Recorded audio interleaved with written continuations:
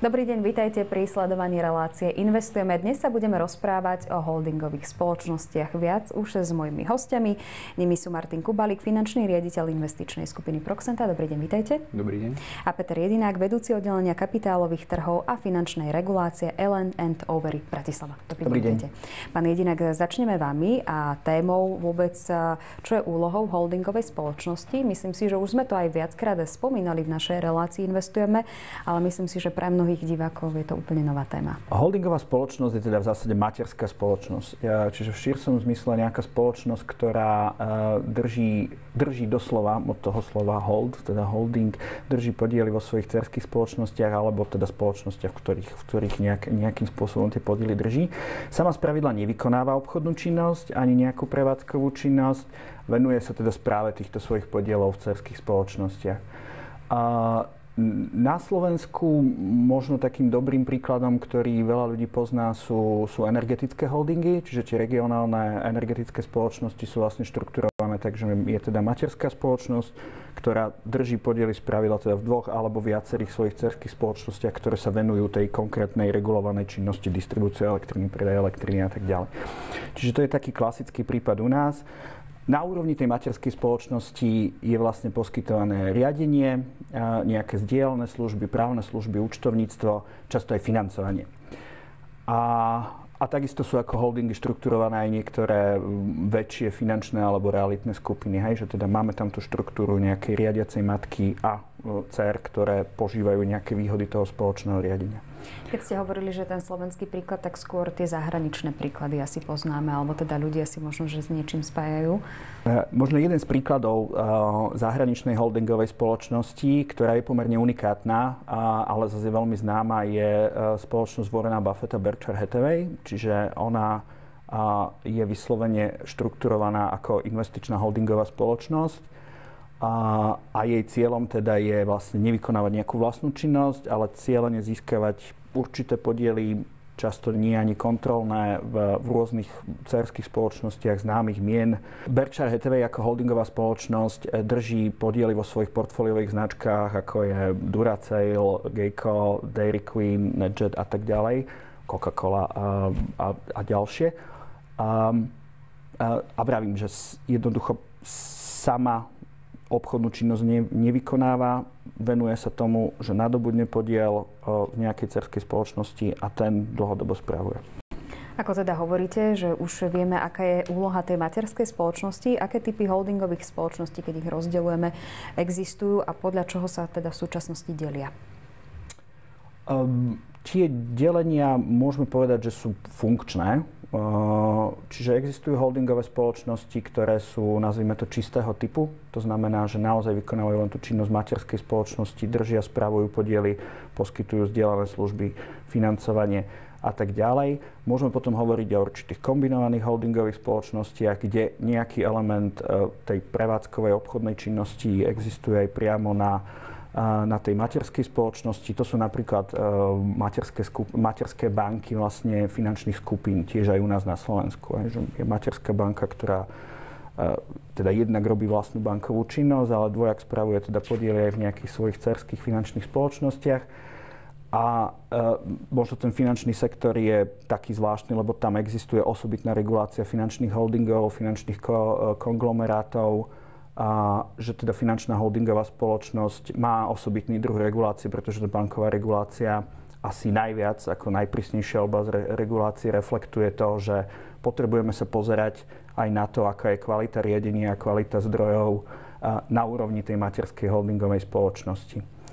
A ďalšie delenie je možno podľa toho, či tá holdingová spoločnosť tie svoje dcerské alebo tie podiely v tých spoločnostiach aj reálne teda ovláda v právnom zmysle a či tvorí s nimi účtovne konsolidovaný celok tým pádom. A to znamená, že tam je element kontroly, že teda tá materská holdingová spoločnosť naozaj vie ovplyvňovať ovládajúcim spôsobom svoje dcerské spoločnosti alebo spravuje menšinové podiely, čo je skôr prípad toho spomínaného Berkshire Hathaway. Keď ste spomínali presne aj Warrena Buffetta, keď som sa vás pýtala na to zahraničie, tak v rámci toho, keď fungujeme v eurozóne a teda porovnávame sa aj s ostatnými krajinami a teda spomeniem najmä Nemecko alebo Francúzsko, tak, alebo teda tú Ameriku, tak ako je to v porovnaní s nami? V rámci Európskej únie v podstate je harmonizovaná oblasť tých finančných holdingov, ako som spomínal. Čiže v tej oblasti bankovej regulácie máme určitú celoeurópsku bankovú reguláciu.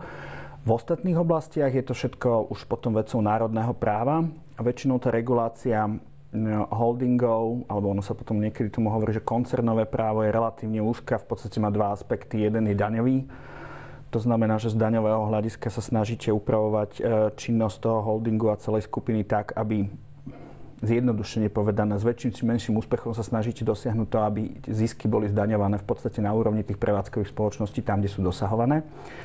Na úrovni toho korporátneho koncernového práva a potom existujú niektoré inštitúty, Česi to majú napríklad rozvinutejšie ako my, že za určitých okolností vy ako keby viete dovodiť zodpovednosť tej materskej holdingovej ovládajúcej spoločnosti za to, akým spôsobom ovláda tú skupinu.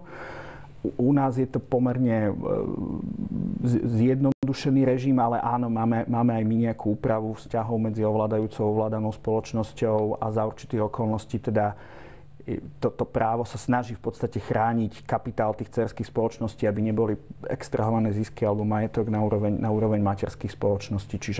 Čiže sú tam tri elementy. Jeden je možno nejaký regulačný, finančné regulácie, ktorý je harmonizovaný a potom máme národné daňové a obchodnoprávne úpravy, ktoré ale nie sú úplne komplexné. A vieme povedať, koľko ich máme na Slovensku? To je dobrá otázka. Ja si myslím, že na Slovensku ich môžu fungovať desiatky až stovky, akože fakticky, lebo v podstate každá spoločnosť, alebo každá skupina, ktorá je štrukturovaná tak, že má materskú spoločnosť a dcérske spoločnosti, tak v zásade môžeme hovoriť o holdingovej štruktúre v nejakom zmysle. Hej.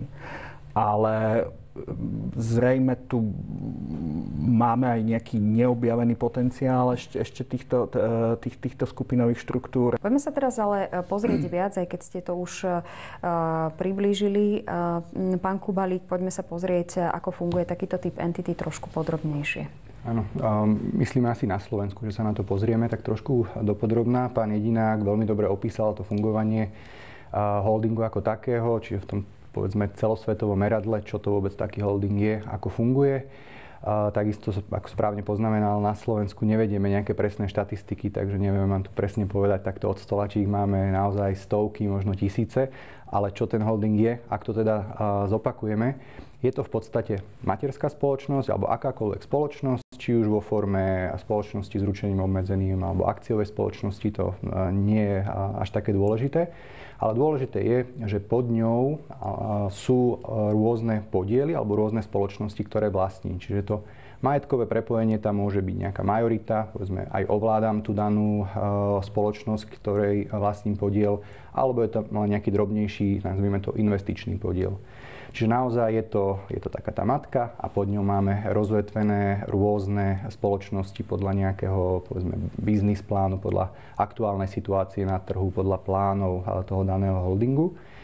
Tu je tiež dôležité spomenúť to, že každá spoločnosť, ktorá funguje alebo je čiastočne alebo majoritne vlastnená matkou, holdingom, funguje ako samostatná jednotka. Čiže má vlastný manažment, vlastný biznis, holding môže pod sebou spájať čokoľvek, čiže napríklad potravinársky segment a zároveň segment developmentu. Čiže nie sú tam striktne vymedzené tieto pravidlá a môžeme si pod tým naozaj predstaviť čokoľvek. Ale dôležité je matka, rôzne podiely v rôznych veľkostiach. Nenáhodne ste spomenuli potravinárstvo a development ako spojenie. Prečo sa akcionári rozhodujú investovať do takéhoto typu entity? Čo sú možno, že také pozitíva? My stále hovoríme o výhodách a nevýhodách alebo nejakých pozitív. Áno, čiže už sme to tak nepriamo naznačili, ale veľkou výhodou takejto štruktúry je diverzifikácia. To znamená, že fungovanie alebo takéto zdravie ekonomické toho holdingu, tej matky, nemusí byť striktne závislé len od jedného segmentu. Čiže naozaj, ako sme spomínali, môže tam byť rôzne portfólio projektov, rôzne portfólio biznisov ako takých, ktoré v tom globálnom meradle v podstate, keď sa tie dividendy a tie zisky zlejú do toho holdingu, tak to odzrkadluje ako keby zdravie, hej, tej matky ako takej. Čiže naozaj nepodlieha nejakým rizikám, povedzme nejakého jedného daného segmentu, ale vie sa tam to riziko rozložiť. Takisto je tam veľká výhoda tá, že holding vie veľmi flexibilne reagovať na nejaké prípadné príležitosti na trhu. Vie kúpiť či už majoritný podiel, čiastočný podiel alebo len určité percento v rôznych segmentoch, ktoré sa práve vyskytnú. Keď sa pozrieme vlastne aj na to celé fungovanie, tak vlastne tá holdingová spoločnosť má centralizovanú tú dozornú radu? Záleží. Dozorná rada je podmienkou napríklad akciovej spoločnosti, ale pri týchto už väčších holdingoch alebo pri týchto viac rozvetvených spoločnostiach je bežné, že táto dozorná rada je vytvorená aj v podstate dobrovoľne. Čiže aj keď mám nejakú spoločnosť s ručením obmedzeným, kde mi to priamo nestanovuje obchodný zákonník, mať túto dozornú radu, tak je aj napriek tomu vytvorená. Je to v podstate tak veľmi jednoduchý dôvod. Keď máte rôzne portfólio segmentov, rôzne biznisy, ktoré buď priamo ovládate, alebo len držíte pasívne ten podiel, tak potrebujete mať rôzne portfólio odborníkov. Čiže táto dozorná rada vám dáva práve priestor na to, aby ste si ju vyskladali odborníkov z rôznych oblastí. Čiže pán Jedinak spomínal dobrý príklad, napríklad ten energetický segment. Čiže pokiaľ vlastním čas v energetickom segmente, ale ako majiteľ alebo ten top manažér nie som, povedzme, expertom v oblastiach, ktorých pôsobia tie moje dcery, tak si do tej dozornej rady dosadím práve experta z tejto oblasti. Veľmi dôležitá otázka pri každom jednom investovaní, ktoré tu máme, alebo vôbec, keď hovoríme o nakladaní s peniazmi, je nejaká ochrana majetku. Pri tých holdingových spoločnostiach sa napríklad spomínajú tie rodinné podniky, že je dobre, keď majú takýto holding, že tam je tá väčšia ochrana majetku. Je to tak, že sa viac chráni majetok v tomto prípade? Ja by som skôr tú ochranu majetku alebo toho holdingu ako takého preniesol do roviny zase tej podnikateľskej. Máte rôzne projekty, do ktorých ste zainvestovali. Pokiaľ vám jeden projekt nevyjde, tak to neovplyvní priamo performovanie alebo teda výnos alebo nejaký ten ekonomický cieľ, ktorý majú tie iné podiely alebo tie iné investície, ktoré máte ako holding. Čiže keď si to vysvetlíme na jednoduchom príklade, mám 4 projekty, z toho 3 mi krásne vyšli, jeden nie, tak tá prípadná strata vie byť absorbovaná alebo nejakým spôsobom eliminovaná ziskovosťou tých ďalších projektov. Jediné, čím sa to negatívne vie ukázať na zdraví holdingu, je v podstate zníži sa úroveň vlastného imania, skrz tie straty, ktoré bude potrebné odpísať. Pán Jedinak, nemýlia si ľudia, alebo teda tak normálne laická verejnosť, tie holdingy s fondom? Ak si to teda povieme, že aké sú aj medzi nimi rozdiely? Áno, ten rozdiel môže byť relatívne tenký, čiže je to dobrá otázka. A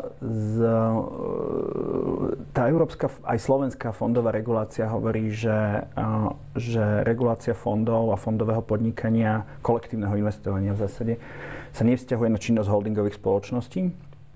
Na druhej strane tá definícia holdingovej spoločnosti je tam relatívne voľná. Má nejaké mantinely, ale nie je úplne špecifická. Národná banka napríklad nedávno vydala usmernenie, kde sa snaží túto medzeru nejakým spôsobom dokresliť.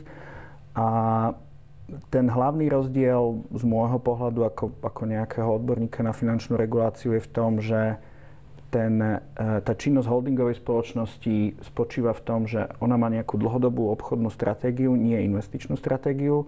To znamená, že je tam naozaj ten element dlhodobej správy a rozvoja tej skupiny v podstate ako celku, alebo tých kontrolov, alebo tých držaných podielov ako celku.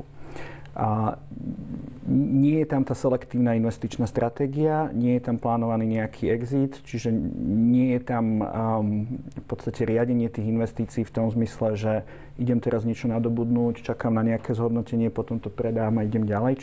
Čiže tieto elementy tam absentujú. Naozaj je to sústredené na to, že máme nejaké podiely, máme nejaké dcerské spoločnosti, tie dlhodobo spravujeme, tak, aby tá skupina ako celok jednoducho generovala na úrovni toho holdingu nejaký výnos, prípadne aj pre externých investorov.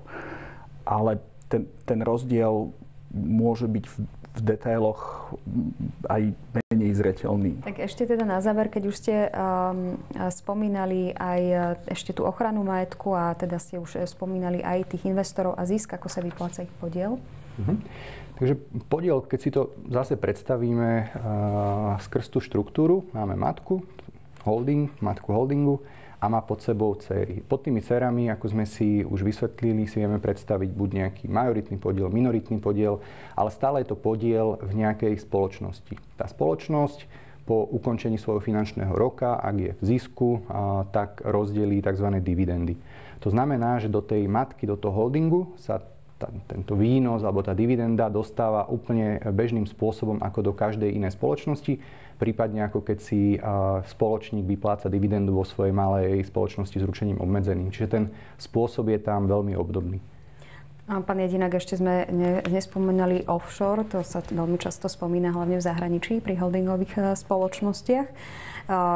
Predpokladám, že sa to spomína aj na Slovensku, respektíve, že sa komunikuje aj takéto riziko. Spomína sa to, neviem, či to je úplne riziko, akože to slovo offshore má taký exotický a niekedy až taký odstrašujúci nádych, ale v podstate offshore znamená čokoľvek, čo je mimo našich hraníc alebo brehov, čiže v nejakej inej krajine. Tie skupiny si často vyberajú ako sídlo tej svojej materskej spoločnosti nejakú krajinu v zahraničí, nie Slovensku. Sú aj také slovenské spoločnosti, ktoré týmto spôsobom fungujú, že síce gro činnosti je na Slovensku alebo v Československu, ale ten holding je umiestnený niekde inde, Luxemburg, Holandsko, Cyprus. Tie dôvody sú spravidla alebo často daňové. Niekedy sú aj v rovine iných právnych elementov, že jednoducho tá krajina, kde sa usídli tá materská spoločnosť, má nejakú lepšiu reguláciu, čo sa týka obchodného práva. Možno sú tam dostupnejšie služby nejakých profesionálov, účtovníkov, právnikov, možno aj profesionálnych manažérov, tých, ktorých potrebujete dosadiť do tých dozorných rád a tak ďalej. Čiže je tam veľa legitímnych dôvodov. V zásade nejak by som to nedemonizoval. Tak na Slovensku sa to trošku takýmto spôsobom aj komunikuje, respektíve keď povieme offshore, tak to znamená, že nejakým spôsobom obchádzame zákon. Podľa mňa to tak nevyhnutne nie je. Hlavne, keď si zoberiete skupiny, ktoré majú investície naozaj geograficky rozdelené aj mimo Slovenska, alebo jednoducho niekde po Európe, tak je logické, že ten manažment tej skupiny si jednoducho sadne a rozhodne sa, že tak budeme mať sídlo tam, kde tie právne, ekonomické, daňové podmienky sú pre nás najvýhodnejšie ako sídlo skupiny. Čiže nemusí byť za tým nevyhnutne nič zlé. A môže byť za to samozrejme nejaký element toho, čo právnici nazývajú, že regulačná arbitráž. To znamená, že naozaj si vyberám, že sa usídlim tam, kde mi bude dobre.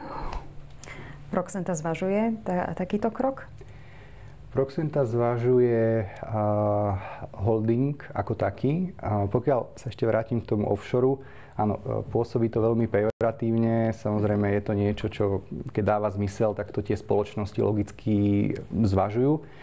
V našom prípade tento krok ešte nezvažujeme. Čiže my máme relatívne jednoduchú, ľahko dohľadateľnú štruktúru. Manažment sídlí na Slovensku, je ľahko dohľadateľný, čo zase na druhej strane možno prichádzame o tie teoretické daňové výhody, ale zase to stransparentňuje celý ten biznis, to podnikanie, už len to, že naozaj tie kľúčové osobnosti sú zo Slovenska, takže krok smerom k offshore nie.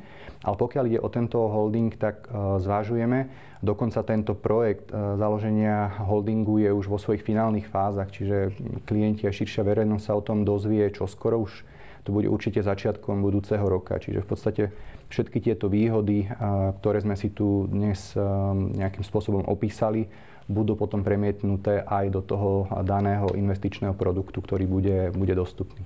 No a potom si vás opäť rada pozvem a môžeme sa o tom opäť raz porozprávať. Mojimi hostiami boli Martin Kubalik, finančný riaditeľ investičnej skupiny Proxenta. Ďakujem veľmi pekne. Ďakujem. A Peter Jedinák, vedúci oddelenia kapitálových trhov a finančnej regulácie L&N Overy Bratislava. Ďakujem.